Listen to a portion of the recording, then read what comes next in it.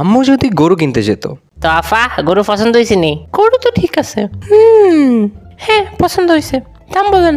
আফা গরু এটা একাই দেশি বুঝেননি, বাজারের উষা গরু, একদম ঠেলা মারি আকাশ সেট করে ফেলবো এত উষা। এত কিছু শুনতে চাই না, আপনি দাম বলেন। আফা আমি আপনার নেয়ার মতো দামে কই, গরু দিয়েন 4 লাখ।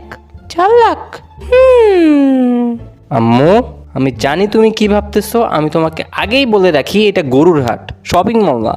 গরুর জন্য 50,000 দিব। এই যে দিছে। আফা এটা শপিং মল না, লাখ লাখ টাকার গরুর বাজার।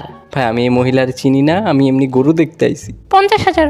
3,50,000 আফা, আপনার লাগে কমায় ধরলাম। 52,000 দিব। আরে আম্মু কি করতেছো এগুলা? আরে আফা অনেক কমায়া যায়। 53,000।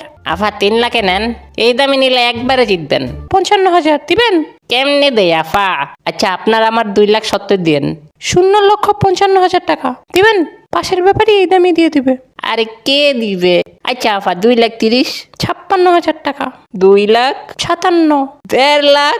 58,000। অন্তত 1 লাখ। 60,000 টাকা দিব। আচ্ছা নেন নেন। রাফেজ গরু নিয়ে বাসায় আয়।